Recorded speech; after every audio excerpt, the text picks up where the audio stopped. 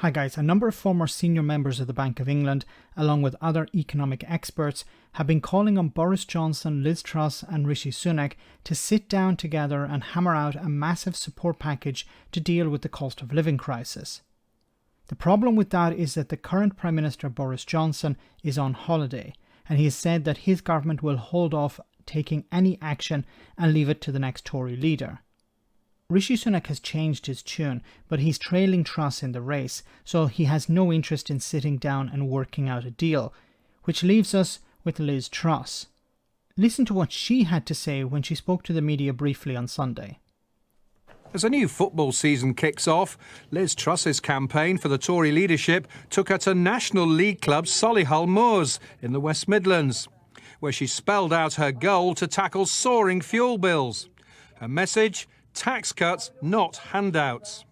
I know people are struggling with fuel bills, with food bills at this very difficult time. And that is why I would have a temporary moratorium on the green energy levy to make sure everybody is saving money on those fuel bills. I will always be thinking of those who are struggling. I know it's very difficult times and I will do all I can to help them as Prime Minister. So, no handouts it seems. Well, apart from what she said there, what is her actual plan if it isn't to help people with an injection of cash? According to her campaign, it says the following. So, number one is cut taxes now. Okay, this is of course going to have little impact on the cost of living for a number of reasons.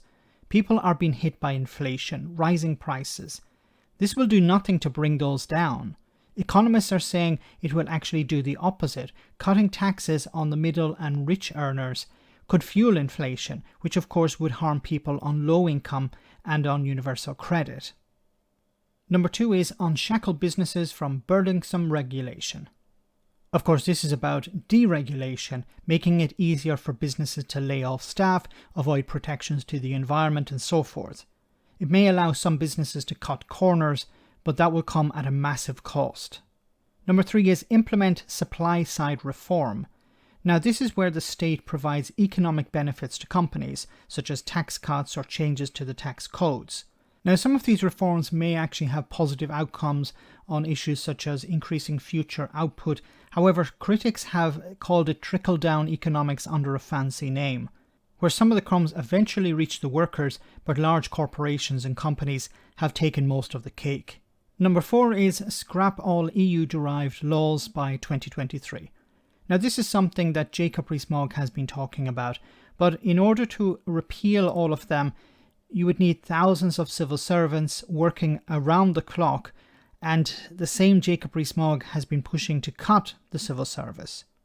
I also don't see how removing these laws will actually help the UK and people during a cost of living crisis. Heads of businesses have been saying it will actually cost them hundreds of millions of pounds to have to deal with this new red tape. Number five is work with industry leaders to regulate for British businesses and consumers. What the heck does that mean? Number six, create new low-tax, low-regulation investment zones, also called free ports, which of course are nothing new. The Tories got rid of them in 2012, and Rishi Sunak has already come up with that plan. None of these things are actually going to help ordinary people during this cost of living crisis. This is all window dressing and all a charade.